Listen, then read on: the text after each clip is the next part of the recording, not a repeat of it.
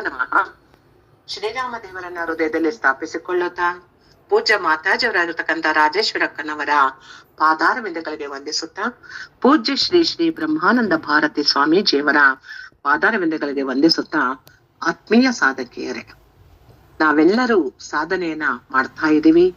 ಪ್ರತಿನಿತ್ಯ ಆಧ್ಯಾತ್ಮದ ಚಿಂತನೆಯನ್ನ ಮಾಡ್ತಾ ಇದ್ದೀವಿ. ನಮ್ಮ ಜೀವನವು ಸಹ ಅಧ್ಯಾತ್ಮದ ಜೀವನವೇ ಆಗಿದೆ. ಅದರಲ್ಲಿ ಇವತ್ತು ನಾವು ಆತ್ಮ ಪೂಜಾ ವಿಧಾನ ಅಂದ್ರೆ ಬಾಹ್ಯ ಪೂಜೆ, ಕರ್ಮ ಪೂಜೆನ ನಾವು ಮಾಡ್ತಾ ಇದೀವಿ.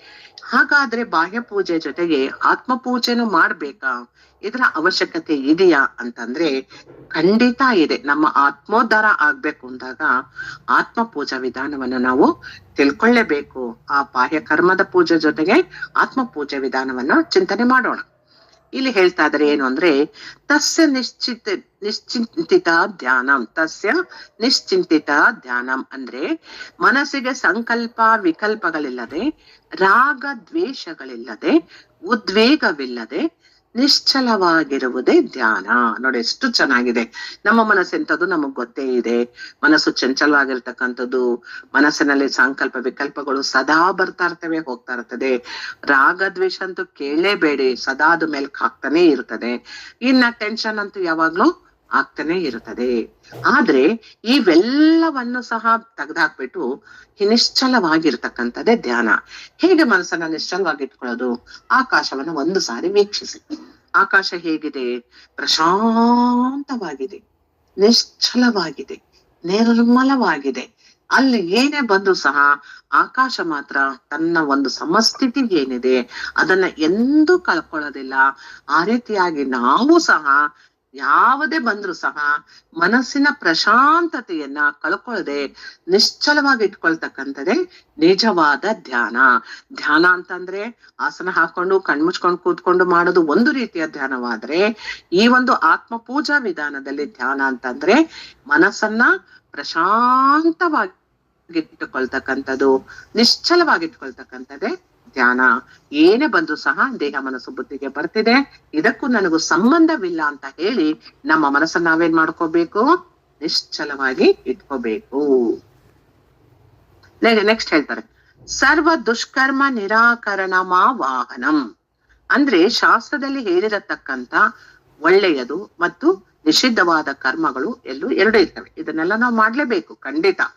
ಆದರೆ ಶಾಸ್ತ್ರ ಏನ್ ಹೇಳಿದೆ? ಒಳ್ಳೇದು ಹೇಳುತ್ತೆ, ಇದನ್ ಮಾಡದೆ ಈ ರೀತಿ ಕರ್ಮ ಬರುತ್ತೆ, ಮಾಡಬಾರ್ದು ಅಂತಾನು ಹೇಳುತ್ತೆ. ಇದನ್ನ ನಾವು ಫಾಲೋ ಮಾಡ್ಲೇಬೇಕು, ನಡ್ಕೊಳ್ಳೇಬೇಕು. ಆದ್ರೆ ಯಾವಾಗ ಬಿಡ್ಬೋದು ಅಂತಂದ್ರೆ ಜ್ಞಾನ ದೃಷ್ಟಿಯಿಂದ. ನಮಗೆ ಜ್ಞಾನ ಬಂದಾಗ ಆ ಜ್ಞಾನ ದೃಷ್ಟಿಯಿಂದ ನೋಡಿದಾಗ ಈ ಪರಮಾತ್ಮ ಇವೆಲ್ಲವೂ ಸಹ ತಿರಸ್ಕೃತವಾದವುಗಳು. ಶಾಸ್ತ್ರದಲ್ಲಿ ಹೇಳಿರ್ತಕ್ಕಂತಹ ಒಳ್ಳೆಯದು ನಿಷಿದ್ಧವಾದದ್ದು ಯಾವುದೂ ಇಲ್ಲ.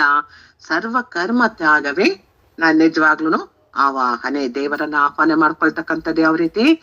ಸರ್ವ ಧರ್ಮಕ ಕರ್ಮಗಳನ್ನ ಬಿಡ್ತಕ್ಕಂಥದ್ದು, ಸರ್ವ ಕರ್ಮಗಳನ್ನು ತ್ಯಾಗ ಮಾಡೋದು. ಮೈನು ತ್ಯಾಗ ಮಾಡ್ತಕ್ಕಂಥದ್ದೇ ಭಗವಂತನನ್ನ ಆವಾಹನೆ ಮಾಡ್ಕೊಳ್ತಕ್ಕಂಥದ್ದು.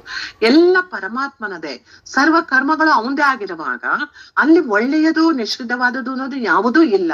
ಪರಮಾತ್ಮನನ್ನ ನನ್ನ ಪೂರ್ಣ ಅರಿವು ನನಗೆ ಯಾವಾಗ ಆಗುತ್ತೋ ಆವಾಗ ಎಲ್ಲವೂ ಪರಮಾತ್ಮನದೇ, ಎಲ್ಲವೂ ಸರ್ವ ಕರ್ಮಗಳ ತ್ಯಾಗವೇ ಆವಾಹನೆ. ಅವರಂತ ನನ್ನನ್ನ ಆವಾಹನೆ ಮಾಡ್ಕೊಳ್ತಕ್ಕಂಥದ್ದು. ಈ ರೀತಿ ನಾವು ಆತ್ಮ ಪೂಜೆಯನ್ನ ಮಾಡುವುದು ಕಲಿಬೇಕು. ಸಿಂಪಲ್ ಆಗಿ ನಾವು ಜ್ಞಾಪಕ ಇಟ್ಕೋಬೇಕು. ಮನಸ್ಸನ್ನ ಪ್ರಶಾಂತವಾಗಿ ಇಟ್ಕೊಳ್ಳುವುದೇ ಧ್ಯಾನ, ಮತ್ತೆ ಸರ್ವ ಕರ್ಮ ತ್ಯಾಗವೇ ಆವಾಹನೆ. ಇನ್ ಮಿಕ್ಕಿದೆಲ್ಲ ನಮ್ಗೆ ಅರ್ಥ ಆಗಿದೆಯಲ್ಲ ಇವಾಗ. ನೆಕ್ಸ್ಟ್, ನಿಶ್ಚಯ ಜ್ಞಾನ ಮಾಸನಂ ಅಂದ್ರೆ ಇಡೀ ವಿಶ್ವವೇ ಮಿಥ್ಯಾ ಸ್ವರೂಪವೆಂದು ಪರಮಾತ್ಮನೊಬ್ಬನೇ ಸತ್ಯವೆಂದು ತಿಳಿಯುವುದೇ ಆಸನ. ಆಸನ ಅಂದ್ರೆ ಏನು? ನಾವು ಧ್ಯಾನಕ್ಕೆ ಒಂದು ಜಾಗವನ್ನ ನಿಶ್ಚಯ ಮಾಡ್ಕೊಂಡು ಆ ಆಸನದಲ್ಲಿ ಕುಳಿತುಕೊಳ್ತೀವಲ್ವಾ. ಈ ಆಸನ ಹೇಗಿರ್ಬೇಕು ಅಂತಂದ್ರೆ, ಕೂತ್ಕೊಳ್ಳೋಕೆ ಮುಂಚೆ ನನಗೇನ್ ಗೊತ್ತಾಗ್ಬೇಕು? ಇವಾಗ ಯಾವ್ದು ಆಸನ? ಪ್ರಪಂಚ ಮಿಥ್ಯ, ಪರಮಾತ್ಮ ಸತ್ಯ. ಅಣುರೇಣು ತೃಣಕಾಷ್ಟಗಳಲ್ಲೂ, ಅಣುವಿನಲ್ಲೂ, ಕಣದಲ್ಲೂ, ಅಂಡ ಪಿಂಡ ಬ್ರಹ್ಮಾಂಡಗಳಲ್ಲೂ ಎಲ್ಲ ಕಡೆನೂ ಸರ್ವವ್ಯಾಪಿಯಾಗಿರ್ತಕ್ಕಂಥವನು ಭಗವಂತ. ಇಂಥ ಭಗವಂತನೇ ಇರುವುದೇ ಸತ್ಯ ಅಂತ ನಾನ್ ತಿಳ್ಕೊಂಡ್ರೆ ಅದೇ ಆಸನ. ತಿಳ್ಕೊಬೇಕಾದದೇನೋ? ಪ್ರಪಂಚ ಮಿಥ್ಯ, ಪರಮಾತ್ಮ ಸತ್ಯ ಅಂತ ತಿಳಿಯುವುದೇ ಆಸನ. ಇಂತಹ ಆಸನವನ್ನ ನಾನು ಮಾಡ್ಕೋಬೇಕು. ನೆಕ್ಸ್ಟ್ ಹೇಳ್ತಾ ಇದ್ರೆ ಏನು, ಉನ್ಮನೆ ಭಾವ ಪಾದ್ಯಂ. ಉನ್ಮನೆ ಭಾವ ಪಾದ್ಯಂ ಅಂದ್ರೆ ವಿಶ್ವವೆಲ್ಲ ಪರಮಾತ್ಮ ಸ್ವರೂಪದಿಂದ ತಾನೊಬ್ಬನೇ ವ್ಯಾಪಿಸಿ ತನಗಿಂತ ಭಿನ್ನವಾದ ವಿಷಯಗಳು ಇನ್ನೊಂದಿಲ್ಲದೆ ತಾನೇ ತಾನಾಗಿ ತನ್ನದಾದ ಆತ್ಮಾನಂದದಲ್ಲಿ ತನ್ಮಯನಾಗಿರುವುದೇ ಪಾದ್ಯ. ಎಷ್ಟು ಅದ್ಭುತವಾಗಿದೆ ನೋಡ್ರಿ, ಎಂತ ಚೆನ್ನಾಗಿ ಹೇಳಿದ್ದಾರೆ. ಯಾವುದು? ವಿಶ್ವವೆಲ್ಲವೂ ಪರಮಾತ್ಮ ಸ್ವರೂಪ. ಗೊತ್ತಾಯ್ತು ಈಗ ನಮ್ಗೆ. ಎಲ್ಲಿ ವ್ಯಾಪಿಸಿದ್ದಾನೆ? ಅಲ್ಲಿ ಬೇರೆ ಬೇರೆಯವ್ರು ಇದ್ದಾರ? ಇಲ್ಲ, ಪರಮಾತ್ಮನೊಬ್ಬನೇ ಎಲ್ಲ ಕಡೆನೂ ಸರ್ವವ್ಯಾಪಿಯಾಗಿ ಇರತಕ್ಕಂಥವನು ಪರಮಾತ್ಮನೇ. ತನಗಿಂತ ಭಿನ್ನವಾದ ವಿಷಯಗಳು ಇನ್ನೊಂದಿದೆಯೇ? ಇಲ್ಲ, ತನಗಿಂತ ಭಿನ್ನವಾದ ವಿಷಯಗಳು ಇನ್ಯಾವುದು ಇಲ್ಲ. ತಾನೇ ತಾನಾಗಿ ಪರಮಾತ್ಮ ಏನ್ ಮಾಡ್ತಾ ಇದ್ದಾನೆ? ತಾನೇ ತಾನಾಗಿ ತನ್ನದಾದ ಆತ್ಮಾನಂದದಲ್ಲಿ ತನ್ಮಯನಾಗಿದ್ದಾನೆ. ಈ ರೀತಿ ನಾವು ಸಹ ನಮ್ಮ ಆತ್ಮಾನಂದದಲ್ಲಿ ತನ್ಮಯರಾಗಿ ಆ ಆನಂದವನ್ನ ಅನುಭವಿಸ್ತಕ್ಕಂಥದ್ದೇ ಪಾದ್ಯ. ಪಾದ್ಯ ಅಂದ್ರೆ ಏನು? ಭಗವಂತನ ಪಾದ ತೊಳ್ಕೊಳ್ಳೋದಕ್ಕೋಸ್ಕರ ಪಾದ್ಯಂ ಪಾದ್ಯಂ ಸಮರ್ಪಯಾಮಿ ನೀರ್ ಬಿಡ್ತೀವಿ, ಭಗವಂತನ ಪಾದ ತೊಳಿತಕ್ಕಂಥದ್ದು. ಇಲ್ಲಿ ಏನು? ಭಗವಂತನೇ ನನ್ನೊಳಗಿದ್ದಾನೆ, ಸರ್ವವ್ಯಾಪಿ ಆಗಿರ್ತಕ್ಕಂಥವನು, ಎಲ್ಲ ಕಡೆನೂ ಅವನೇ ಇದ್ದಾಗ ಆತ್ಮಾನಂದ.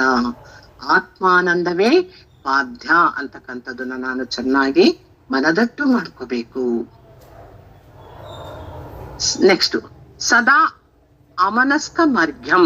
ಸದಾ ಅಮನಸ್ಕ ಮರ್ಗ್ಯಂ ಅಂದ್ರೆ ಮನಸ್ಸು ತನ್ನ ಮನಸ್ಸಿನ ತನವನ್ನ ಬಿಟ್ಟು ಸದಾ ಕಾಲದಲ್ಲಿಯೂ ಆತ್ಮಾಕಾರವಾಗಿ ನಿಲ್ಲುವುದೇ ಅರ್ಘ್ಯ. ಅರ್ಘ್ಯಂ ಅರ್ಘ್ಯಂ ಸಮರ್ಪಯಾಮಿ.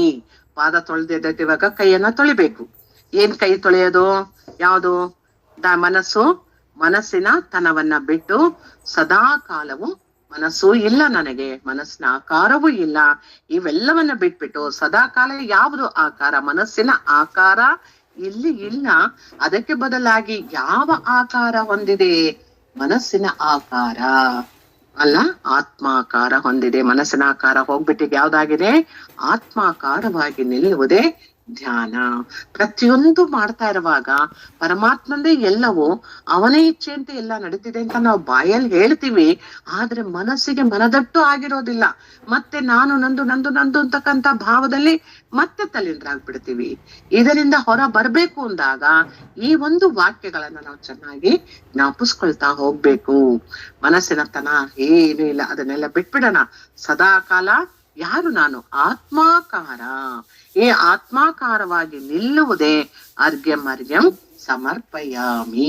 ಪರಮಾತ್ಮನಿಗೆ ಅರ್ಘ್ಯ ಕೈ ತೊಳೆ ಕೈ ನೀರು ಕೊಟ್ವು. ಸದಾ ದೀಪ್ತಿರನಾಚಮನಂ. ಸದಾ ದೀಪ್ತಿರ ಆಚಮನಂ ಅಂದ್ರೆ ವಿಷಯಾಕಾರವುಳ್ಳ ಮನಸ್ಸು ತನ್ನ ವಿಷಯಗಳಿಂದ ಹಿಂದಿರುಗಿ ಸರ್ವದಾ ಆತ್ಮಾಕಾರದಲ್ಲಿ ನೆಲೆ ನಿಲ್ಲಲು ಎಡೆ ಬಿಡುವುದೇ ಸಂತೃಪ್ತ ಪ್ರಾಪ್ತಿಯೇ ಆಚಮನ. ತುಂಬಾ ಚೆನ್ನಾಗಿದೆ ನೋಡಿ. ಆಚಮನ ಅಂದ್ರೆ ಮುಖವನ್ನ ತೊಳಿತಕ್ಕಂಥದ್ದು. ಎಂಥ ಮುಖ ತೊಳಿಬೇಕು ನಾವೀಗ? ವಿಷಯ ಆಕಾರ ಉಳ್ತಕ್ಕಂಥದ್ದು ಬೇಡ, ಯಾವ ವಿಷಯಗಳು ಬೇಕಾಗಿಲ್ಲ. ಮನಸ್ಸು ತನ್ನ ವಿಷಯಗಳನ್ನೇನಾರು ಯೋಚನೆ ಮಾಡ್ಲಿ, ಅದರಿಂದ ಹಿಂದಿರುಗಿ ಬಂದ್ಬಿಟ್ಟು ಎಲ್ಲೇ ಇದೀವಿ? ಆತ್ಮಾಕಾರದಲ್ಲಿ ನೆಲೆ ನಿಲ್ತಾ ಇದೀವಿ. ಮನಸ್ಸಿನ ಆಕಾರ ಹೋಯ್ತು, ಮನಸ್ಸಿನ ತನ್ನ ವಿಷಯಗಳಿಂದ ಮನಸ್ಸು ತನ್ನ ವಿಷಯಗಳನ್ನ ಯೋಚನೆ ಮಾಡ್ತಾ ಇದೆ. ಇದಕ್ಕೂ ನನಗೂ ಯಾವ ಸಂಬಂಧವೂ ಇಲ್ಲ. ಇಲ್ಲಿ ಸರ್ವದಾ ಆತ್ಮಾಕಾರವೇ ಇದೆ ಅಂತಂದು ಸಂತೃಪ್ತಿ ಪ್ರಾಪ್ತಿಯನ್ನ ಯಾರು ಹೊಂದುತ್ತಾರೋ ಅದೇ ನಿಜವಾದ ಆಚಮನೀಯಂ ಸಮರ್ಪಯಾಮಿ. ಗೊತ್ತಾಯ್ತಲ್ಲ?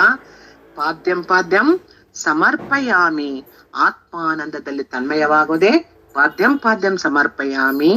ಮತ್ತೆ ಆತ್ಮಾಕಾರದಲ್ಲಿ ನಿಲ್ಲುವುದೇ ಅರ್ಘ್ಯಂ ಅರ್ಘ್ಯಂ ಸಮರ್ಪಯಾಮಿ. ಮತ್ತೆ ಅಸಂತೃಪ್ತಿ ಪ್ರಾಪ್ತಿಯಲ್ಲಿ ನೆಲೆಸುವುದೇ ಆಚಮನೀಯಂ ಸಮರ್ಪಯಾಮಿ. ನೋಡಿ ಎಷ್ಟು ಚೆನ್ನಾಗಿದೆ ಅಲ್ಲ? ಒಂದೊಂದು ಅರ್ಥವು ಪೂರ್ಣವಾದ ಭಾವದಲ್ಲಿ ನಮಗೆ ನಿಲ್ಬೇಕು. ಆ ಒಂದು ಜ್ಞಾನವನ್ನ ನಾವು ತಂದುಕೊಳ್ಳೋ ಸಾಧನೆಯನ್ನ ಪ್ರಯತ್ನವನ್ನ ಮಾಡ್ಬೇಕು.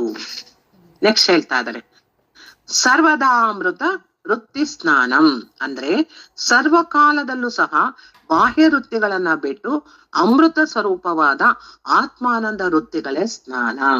ಸ್ನಾನ ಅಂದ್ರೆ ಏನು? ಗಂಗೇಚ ಯಮುನೆ ಚೈವ ಗೋದಾವರಿ ಸರಸ್ವತಿ ನರ್ಮದೆ ಸಿಂಧು ಕಾವೇರಿ ಜಲೇಸ್ಮಿನ್ ಸನ್ನಿಧಿಂ ಕುರು. ಅಂದ್ರೆ ಎಲ್ಲಾ ನದಿಗಳು ಸಹ ಈ ಒಂದು ಗಂಗೆಯಲ್ಲಿ ಇದೆಯಾ ಅಂತ ಭಾವಿಸಿ ನಾನ್ ಸ್ನಾನ ಮಾಡ್ತಿದ್ದೀನಮ್ಮ, ಪಾಪವೆಲ್ಲವೂ ಗಂಗೆಯಂತೆ ಹರಿದು ಹೋಗಲಿ ಅಂತ ಹೇಳಿ ಸ್ನಾನವನ್ನ ಮಾಡ್ತೀವಿ. ಇಲ್ಲಿ ನಿಜವಾದ ಸ್ನಾನ ಯಾವುದು? ಸರ್ವಕಾಲದಲ್ಲೂ ಬಾಹ್ಯ ವೃತ್ತಿ. ಬಾಹ್ಯ ವೃತ್ತಿ ಅಂದ್ರೆ ಹೊರಗಡೆ ಮಾಡ್ತಕ್ಕಂಥ ವೃತ್ತಿಗಳನ್ನೆಲ್ಲ ಬಿಟ್ಬಿಟ್ಟು ನಾವು ಸ್ನಾನ ಮಾಡುವಾಗ ಯಾವ ರೀತಿ ಇರ್ಬೇಕು ಅಂದ್ರೆ ಮನಸ್ಸಿನ ಸ್ನಾನ ನಿಜವಾದ ಸ್ನಾನ ಅಲ್ಲ ಇದು. ಅಮೃತ ಸ್ವರೂಪನಾದ ಆತ್ಮಾನಂದ ವೃತ್ತಿ ಅಂದ್ರೆ ಯಾವ್ದು? ಕೆಲಸ. ಆ ವೃತ್ತಿಯಲ್ಲಿ ನಿಲ್ಬೇಕು. ಸದಾ ನನ್ನ ಸ್ನಾನ ಯಾವುದು ಅಂದ್ರೆ ಆತ್ಮಾನಂದ ವೃತ್ತಿ. ಆತ್ಮಕ್ಕೆ ಆನಂದ ಪಡಿಸ್ತಕ್ಕಂಥದ್ದು, ಆತ್ಮಕ್ಕೆ ಬೇಕಾಗಿರತಕ್ಕಂಥ ಆಹಾರಗಳನ್ನ ಕೊಡ್ತಕ್ಕಂಥದ್ದು, ಪೋಷಣೆ ಮಾಡ್ತಕ್ಕಂಥದ್ದು, ಇದೇ ನಿಜವಾದ ಆತ್ಮಾನಂದ ವೃತ್ತಿಗಳೇ ನಿಜವಾದ ಸ್ನಾನ. ಇಂಥ ಸ್ನಾನವನ್ನ ಮಾಡ್ಬೇಕು. ನೆಕ್ಸ್ಟ್ ಹೇಳ್ತಾರೆ, ಸರ್ವಾತ್ಮ ಭಾವಾನ ಗಂಧ. ಸ್ನಾನ ಮಾಡಾಯ್ತು. ಸ್ನಾನ ಮಾಡಾದ್ಮೇಲೆ ಏನ್ ಮಾಡ್ತೀವಿ ನಾವು? ಗಂಧವನ್ನ ಇಟ್ಕೊಂತೀವಿ. ಯಾವ ಗಂಧ ಅಂತ ಹೇಳ್ತಾ ಇದ್ದಾರೆ ನೋಡಿ. ಸ್ಥಾವರ ಜಂಗಮಾತ್ಮಕವಾದ ಸಕಲ ವಿಶ್ವದಲ್ಲಿಯೂ ಭೇದ ಭಾವವಿಲ್ಲದೆ ಸರ್ವದರಲ್ಲೂ ಆತ್ಮ ಭಾವನೆಯೇ ಗಂಧ. ಅದನ್ನೇ ಹೇಳ್ತಾ ಇದ್ದಾನೆ ನೋಡಿ. ಪರಮಾತ್ಮನೇ ಎಲ್ಲಾ ಕಡೆ ಇರ್ತಕ್ಕಂಥವನು. ಸಕಲ ವಿಶ್ವದಲ್ಲೂ ಸಹ ಅವನು ಯಾರಿಗಾರ ಭೇದ ಭಾವ ಮಾಡ್ತಾ ಇದ್ದಾನ?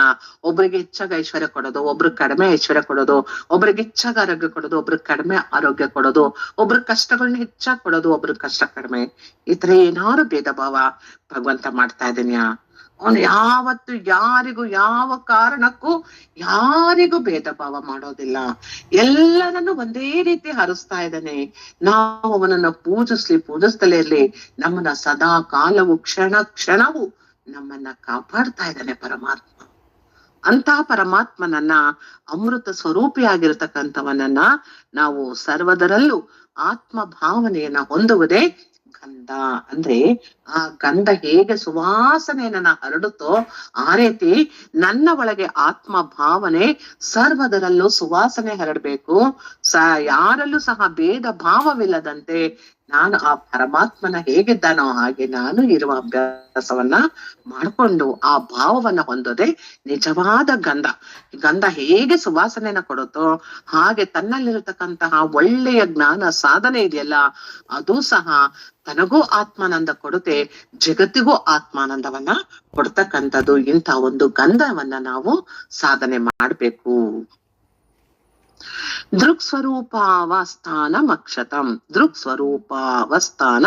ಮಕ್ಷತಂ ಆದಿ ದೈವಿಕ ಪ್ರಪಂಚ, ಆದಿ ಭೌತಿಕ ಪ್ರಪಂಚ, ಆಧ್ಯಾತ್ಮಿಕ ಪ್ರಪಂಚ, ಮತ್ತೆ ಜಾಗೃತ್ ಸ್ವಪ್ನ ಸುಷುಪ್ತಿ ಸತ್ವರಜೋ ತಮ ಗುಣಗಳಿಗೆ ಸಾಕ್ಷಿಯಾಗಿರುವುದೇ ಅಕ್ಷತೆ. ಅಪ್ಪ ನೋಡಿ ಎಷ್ಟು ಚೆನ್ನಾಗಿದೆ.